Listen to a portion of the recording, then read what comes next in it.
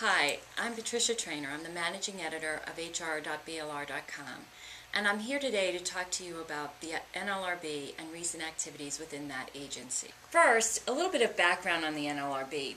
This is a federal agency that's charged with enforcing and administering the National Labor Relations Act, or the NLRA.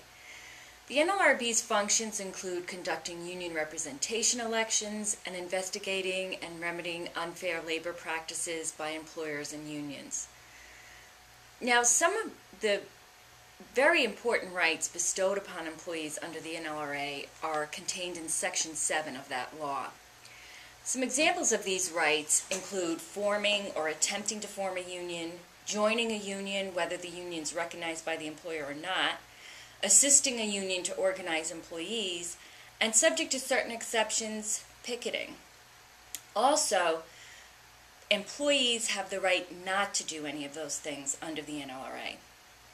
Now, a very important Section 7 right is the right of employees to engage in protected concerted activity regarding the terms and conditions of employment. Concerted activity refers to situations where two or more employees take action for the mutual aid or protection of the workforce regarding terms and conditions of work. Now, a single employee can also engage in protected concerted activity if he or she is acting on the authority of other employees, or bringing group complaints to the employer's attention, or trying to induce group action, or even seeking to prepare for group action. The NLRA itself actually provides very little guidance as to what sorts of activities are protected by Section 7, so the NLRB is often left to decide whether particular conduct was protected. And it's important to remember that all employees have the right to engage in concerted activity, not just those already in a union. So, what's been happening with the NLRB lately that's been gaining national attention? Actually, quite a bit. In fact, for many private employers, they never heard of the NLRB until recently, when it has really been in the headlines. One recent development that probably most of you know about regards a notice posting rule. The NLRB issued a rule requiring most private employers to post a notice of employee rights under the NLRA. This rule was challenged in a couple of federal district courts. Those challenging the rule argued that the NLRB exceeded its authority in enacting this requirement. One district court agreed, finding the rule invalid, while another ruled in favor of the NLRB. This posting rule, which was supposed to take effect April 30th, 2012, has been suspended pending appellate court resolution of the issue. Another development regards so-called quickie elections.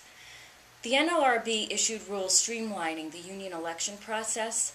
These election rule changes were also supposed to take effect on April 30th. However, they've been blocked by the Federal District Court for the District of Columbia. The amended rules would have expedited union representation elections and given employers much less time after an election petition is filed to present their views about the union to employees. Now, the district court agreed with business groups challenging these rules and held that the NLRB lacked a statutorily required quorum when it voted on them.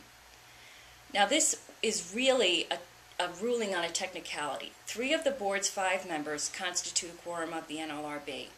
In this case, only 2 members actually participated in the vote on the final rules, rendering the rule invalid.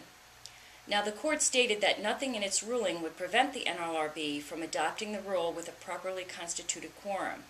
And if the NLRB does this, the rule will likely again be challenged in the courts. Employers really need to be alert to how these appellate courts rule, since they may be affected by the outcome. And keep in mind, as I said earlier, even if you are a non-unionized workplace. So here at BLR, we're continuing to monitor activity at the NLRB and also court activity in this area. Another area of activity for the NLRB has been in its increased focus on remedying employer unfair labor practices during union organizing campaigns. The Acting General Counsel has recommended that NLRB regional offices promptly seek an injunction from a federal court ordering an employer to reinstate employees in so-called nip-in-the-bud cases, These are cases where an employer discharges an employee seen as a union organizer. The General Counsel wants regional officers to identify nip-in-the-bud cases as quickly as possible and to prioritize resources toward organizing campaign cases. The General Counsel also instructs regional officers to determine how severe an impact the employer's unfair labor practices may have had.